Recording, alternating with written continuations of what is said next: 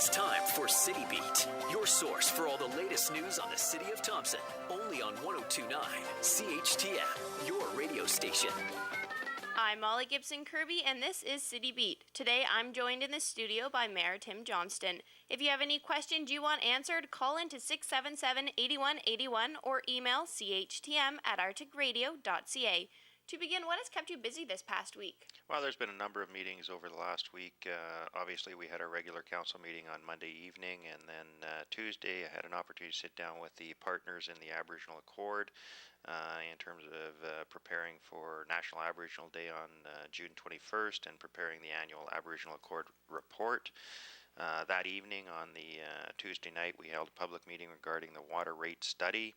And then as well, Wednesday I had an opportunity to visit Burntwood School and meet with two classes of grade 2, and that's always an enjoyable experience. As I said to someone earlier today, it's great to talk to the kids because they're so excited about the community, and they have ideas, and they're always so polite and respectful. And I've often said it's one of the most favorite groups I get to meet with because I don't always meet with groups that practice those same sort of values. So it's always good to go meet with the kids and hear what's happening in our community from their perspective. This morning I had an opportunity to meet with a representative, Al Roney, in from MLCC, or the new version of what the title is, discussing a few issues. One is the store and the desire for a new store here in Thompson, and we're still discussing the location of that liquor store. And as I've said many times, we will have a discussion and a consultation with the community in terms of where that store should be located. And I know the minister and I know Al and the management are committed to that. We also had a chance to talk about the ambassador program. They're funding it again this year. I really appreciate that, as well as the bottle return program. And so those are some of the meetings that we've had in terms of upcoming things. The big one is we're heading into the I guess the best time of the seasons for the city of Thompson in terms of a number of events. We've got National Aboriginal Day on June 21st, followed by Nickel Days, and it looks like it's going to be a great weekend for Nickel Days with all the events in terms of the National King Minor Contest. We've got the social happening, and I think there's lots to talk about that, and the Midway coming in, so it looks like the weather's going to cooperate. That should be good. And then, of course, we culminate sort of the celebration with Canada Day on July 1st. So lots of good things happening. Encourage people to get out, take part in those. I know one thing. It seems that I'm always surprised that we're already in mid-June, so people have to get out and enjoy the summer season and summer events because all too often it seems like it's going to be a very fast summer this year in light of how long the winter was. So those are some of the things that we've been out doing in terms of meetings and upcoming events. And we're also holding the first ever Pride Festival in Northern Manitoba at the end of this month as well. Absolutely. There's been a lot of talk on social media this week about Thompson. One of the questions was if the Burntwood Trailer Court will be getting paved this year. Do you want to touch on that? Yeah, so as part of the capital works, we're committed to the Burntwood Trailer Court and the paving of that area. And so administration has put together a plan to have that done. I think it was 2 or 3 years ago we tried the pilot project and on Ospawagan. We had a great deal of success. As I've said many times, we don't see the deterioration that we feared we were going to see, and so it's worked out very well. So administration has prepared a 5-year plan that requires an annual contribution from council. This year we've put our dollars in through our budget process, so what's going to be happening is that there will be continuation of the drainage work and then paving of, I believe it's Paint Road this year. So the plan calls for the Burntwood Trailer Court to be completely hard surfaced within 5 years. And what has to happen there, as I've always said, and every report that we've received back says you have to first address the drainage, which we started last year. So now that we've done that work, we can go in and pave that. So we'll do that this year, and we'll do the drainage on the next street this year as well. So each year we'll do drainage and some asphalting, and within 5 years it'll be completed. Again, it'll take an annual contribution from council, but I've always believed that this is one of those projects we have to do, and the plan is in place. It will just take the will of councils in the future to ensure the dollars are allocated. The plan is in place. Okay, great. And also on social media, there's a lot of talk about water utility and a possible increase. I know this week that there was a meeting. What was said during the meeting? Can you kind of just wrap that up for us? Sure. So what's happened is that the Public Utility Board, which regulates the rates that the city can charge, our current agreement with them expires in 2014. So we need new rates going forward to covering the years 2015, 16, 17, because they do it on a 3-year basis. So in order to begin that process, the city has to put forward an application to the Public Utility Board. That is required by the end of June. So the city retained a consultant to take a look at the system, to take a look at what's transpired over the previous 3 years. This is the first time we've ever had the utility, in terms of consumption, in terms of expectations regarding capital and things like that. They had put together a number of options for council to consider and shared those with council on Monday night. At that time, council asked the consultant to go back and create some other options and a presentation for Tuesday for a public meeting. The meeting was held on Tuesday. I want to thank those people that came out and participated. I think it was a very educational process, as well as providing an opportunity for input in terms of those options. So there's 4 options that have been presented or prepared by the consultant. Council will have to choose one of those options to push forward in terms of the application. The presentation that was provided on Tuesday night is now on Thompson.ca. I encourage people to go look at it, provide any comments they may have on which option they prefer to members of council or directly to the city. And I anticipate we'll be taking the first reading of the new bylaw on the 23rd of June.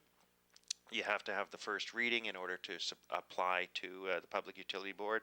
At that time, there'll be some public hearings that they'll hold to get further community feedback, and then we'll do second and third reading and have the rates in place for January the 1st. What I liked about the Tuesday meeting, there is so much misinformation and inaccurate information that is being shared by so-called experts on social media that just is not correct. And so we're going to do a couple things. There were some good suggestions. The City of Thompson is going to be producing a frequently asked questions summary of the water utility, and it was suggested that that be distributed to all homeowners and ratepayers, and so I think we're going to proceed with that. I think that that will clarify this notion of, well, not everyone's paying or not everyone has a meter. It was made very clear on Tuesday night. There are very few properties that do not have meters, and those that do not have meters are still paying for the water utility. So this inaccuracies about meters or people paying, it's not true. I love the opportunity to have public meetings so the city can answer some of that stuff. And I'd encourage people, get the facts. I mean, phone the people that know, whether it's the city or any other agency regarding a matter, as opposed to relying on information that is just inaccurate. We waste so much time, energy, and resources arguing about things that just are not true. So I like the opportunity for the meeting. Encourage people to go to the website, take a look at those options, and provide feedback. The reality of the water utility is it's here to stay. It's in most other municipalities, if not all other municipalities across this country, and it is the only opportunity we truly will have to begin to replace the capital infrastructure, or have the capital to replace the infrastructure that needs to be replaced. And no one needs to be surprised after this winter and the number of water breaks that we had that the system in this community is aging. It has not been addressed with major replacement for 50 years. It's got to be done. It's going to be painful, but that's the reality if people want to be able to turn on the tap and have water flowing without the major interruptions that we're starting to see. And the system isn't going to get better on its own. It's gotten progressively worse since it's been installed. You need to get to a replacement plan. That's what the pub application will talk about largely. And I've always said, for me, the utility was about creating a capital, which is money, to spend on replacement. And so that's what we're going to be doing, and I look forward to the response. But in all honesty, and I've said this before, the water utility should have been put in place in this community 30, 40 years ago. We wouldn't have the problems that we have today if it was done. And I'll take the hit. I have no problem people blaming me for the water utility, because you know what? I'm going to be in this community for a long time, and it's the only way this community is sustainable because ratepayers could never have afforded to continue to fix the breaks only. You can't band-aid it, you have to replace it, and that's what the application speaks to. Okay, so there's been a lot of talk about a homeschooled boy not being able to participate in the grade 6 band program starting next fall. In the province, homeschooled children do have the right to participate in elective programs. It's not mandatory that the district says yes, but they can, and they receive funding on a prorated basis. Where do you stand on this? Well, I'm not really aware of the situation, and I do appreciate that Lori Henderson had one of the superintendents gave me a call just to update me a little bit about it. I'm going to leave this up to the school board and the school district of Mystery Lake, the parent in this case, and the Department of Education. We just talked about the issues I face in terms of the water utility, and I've got a whole bunch of other ones on the city. I trust the parties in relating to this situation, the school district, the school board, and the province, and hopefully the parent can come to a resolve in the best interest of the community. Okay, so Manitoba Hydro is switching to LED streetlights. Brandon will have the first LED streetlights. They're using a Power Smart program now. Will Thompson be receiving any of these street lamps? So I just have to say this. In fact, Thompson was the first community in Manitoba to use LED streetlights because University UCN Drive, we initiated when we did that section. I guess it would be the east section. We put in LED lights on a pilot project by convincing Manitoba Hydro it was the way to go. So we've always believed this is the way to go. I'm pleased that they've finally come around to that because just so people know, when we did that, we were charged at the old rate, but we felt it was important to make the transition. We were prepared to pay that. In the long run, I think it'll be far more efficient. So we're there as a municipality. We'll continue to push it. I'm glad they're introducing the program, and we'll continue in that manner to try and push it. Technology changes all the time. You got to be on the leading edge. Okay, so during this week's council meeting, more than $37,000 in a grant was approved for a walking path. When will this construction start for this? Well, this is a really good news story because actually that grant is for 2013 and the work that we did last year. So that will have a direct impact on our budget and allow us to continue to do work. It relates to the multi-use path that we've initiated. Last year we did the section Thompson Drive South, sort of from the hospital to Bako Pizza's Co-op intersection. And so administration, I give them credit, applied for the grant that was available, and we got that money. So that's always nice when we can get money and cover things that we've already spent. So that money will go back into continuing the multi-use path expansion.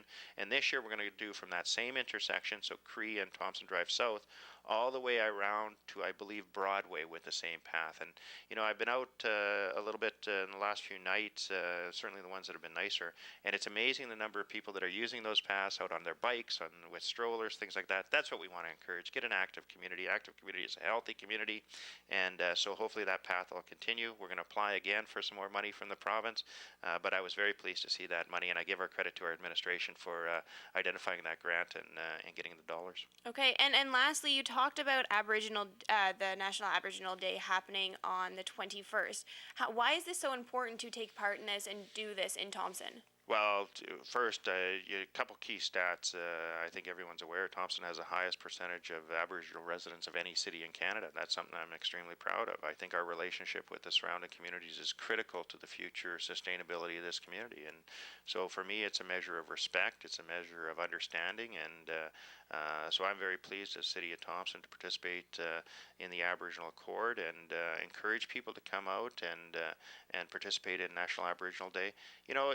I think it's one of those real positive things that we get to celebrate cultures, traditions in our country. In many countries, that doesn't happen. So to me, it's an asset that we have that we need to celebrate. And again, I said it at council the other day. I was out in FCM, and I really believe Thompson is a leader in this country when you look at other municipalities in terms of Aboriginal relations, in terms of the initiatives we're dealing with to address some of the social issues. And finally, there is not a chance that we will ever address the underlying social issues and challenges that we have in terms of poverty, in terms of addictions, in terms of homelessness, unless we can create that relationship and that understanding with the surrounding communities and have them working with us. And this is all a part of it. And so I'm very proud of the relationship we have and continuing to move that forward. Great.